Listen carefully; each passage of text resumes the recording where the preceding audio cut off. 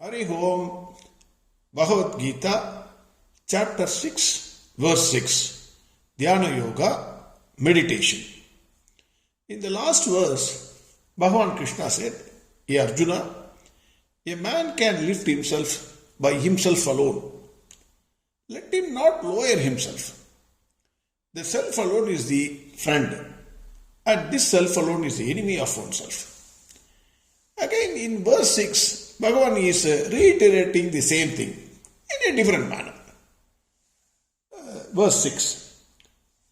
Bandhuratmatmanastasya yenatmaivatmana jitaha anatmanastu shatrutve vartedatmaiva shatruvate. Every man, whoever is born in this world, whoever it is, he has to travel in two worlds. We don't know whether the third world exists or not. Shastra says heaven is there. Let us not bother about the third world. Having come into this earth, having born in this earth, man has to travel in two worlds, 100%, no exception. One is external world. We go out, we meet friends, we talk to them, we enjoy, we go to office, we go to school, wherever it is, external world, consisting fully of sense objects. Another is internal world. Internal world consists of your thoughts, completely your thoughts. Earlier in chapter 5, verse 29, Bhagwan Krishna clearly said, "I am a friend of all beings, without exception. I am a friend," he declared. Now Bhagavan is saying, no, you are your friend and you are your enemy. Why why Bhagavan said, "I am your friend" in chapter 5, and now Bhagavan is saying, no, you are your friend. This chapter is on meditation. Meditation is traveling in the internal world, in your mind. You are going to travel in your mind. While traveling in your mind, who is your friend and who is your enemy? That is the question. Arjuna, unlike us, he was extremely lucky. Extremely lucky in the sense, Bhagwan Krishna himself, an avatar of, is close friend of Arjuna, always with him. He can talk to him. If he wants to eat, Arjuna wants to eat, he will say, "Hare Krishna, come, we will go and have lunch together." He wanted to play something, he will call again Krishna, "Krishna, come, we will play." He wanted to go to some auditorium, let us say, for hearing some good music. So he will say, "Krishna, come, we will go to that auditorium and we will hear the music." Even if he wanted to sleep, he will say, "Krishna, come, tell me what happened today, some interesting thing. What did you do? What is the mischievous activity you did? You tell me today. I want to sleep." Krishna, Bhagavan Krishna, being a close friend of Arjuna, he used to, whatever he says, he was doing all these things. He used to play with him, sleep with him, everything he was doing. He accompanied Arjuna in every activity. Now, it is the travel into internal world. Meditation is travel into the internal world. So, Arjuna by his very nature may call Bhagavan Krishna, "Okay, you say your meditation, come, we will sit, we will do meditation together." Meditation is not sitting with somebody else. Meditation is sitting you with yourself. So, Bhagavan Krishna says, in that process, you are verily your friend and you are your enemy. How? We all know man is nothing but his thoughts. Thoughts only make a man or mar a man. Approximately, scientifically, they have analyzed how many thoughts a man is thinking per day. They are saying 60,000 to 70,000 thoughts. 60,000 to 70,000 thoughts per day every man is thinking. Because of the thoughts only we get agitated or we are happy, whatever it is. Because of the thoughts only. Man can be without thoughts only in deep sleep. Otherwise, he is always with thoughts. In deep sleep, you forget the entire world. Internal world also you forget. External world also you forget. Man sleeps happily in deep sleep. If you really sleep well, next day you are refreshed, completely refreshed. You come with full of energy. When a person sits in meditation, thoughts will cloud the mind initially. Even though you are trying to go to a thoughtless stage, initially it is impossible. Naturally you will sit along with your thoughts. Thoughts again are of two types. One is good thoughts and bad thoughts. Normally it is nature again.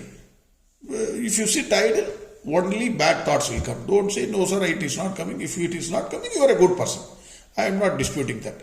But the saying is, an idle man's mind is devil's workshop. So when you sit in meditation, you have no activity. You are going to sit idle only. You are going to sit with yourself.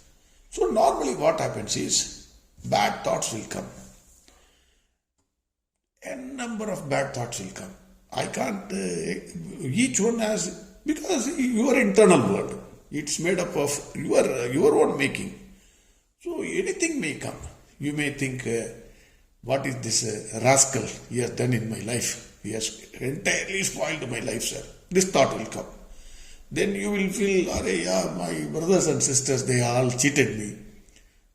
What kind of brothers and sisters are? I will not even look at their face. That is the second type of thinking. Then after some time you will think, my boss, no, I am having the worst boss. Always shouting. Oh, I don't know how I am going to manage. Then you will think about some housing loan. Son not studying well. Something.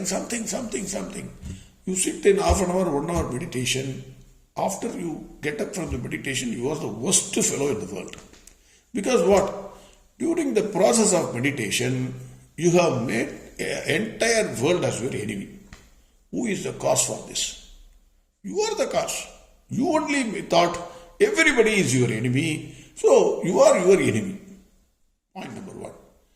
In the next stage, if you think, you can replace those bad thoughts. I am not saying good thoughts will not come. Good thoughts also will come. Sometimes you may think about maybe a Bhagavad Gita, maybe Bhagwan Krishna. Maybe you may think you have done some good things in life. You may think about that. Or some good things happened. Somebody helped you. Arey, what a nice guy. He has helped me a lot. Something like that will come. Whenever bad thoughts come, you can replace the bad thoughts with the good thoughts also. Even though meditation is a thoughtless stage, you are going towards the thoughtless stage. Initially, replace the bad thoughts with good thoughts. Arey, he has done this thing to me, but it is my fate. What can I do? Bhagwan Krishna is playing this. I am helpless in this. If Bhagwan is giving me a punishment, I have to naturally accept it. It will come through somebody else. So this fellow has done this to me. It's okay. Everything is there in my life. What can I do? Slowly, if you change your bad thoughts into good thoughts, then what happens? The entire world will become your friend. Because what happened? You are not thinking bad about anybody. Anything in this world is happening because of my problem only. It's my fate. I must have done something. So slowly you replace all your bad thoughts. Then everybody is, you are looking, when you get up from meditation, everybody is like your friend.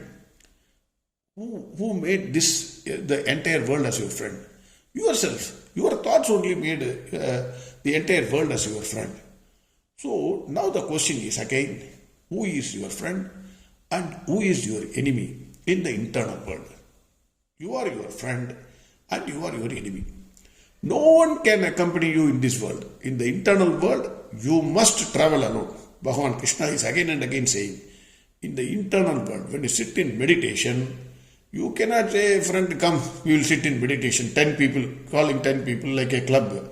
We will sit together and do meditation. It is impossible. Meditation is sitting alone with yourself.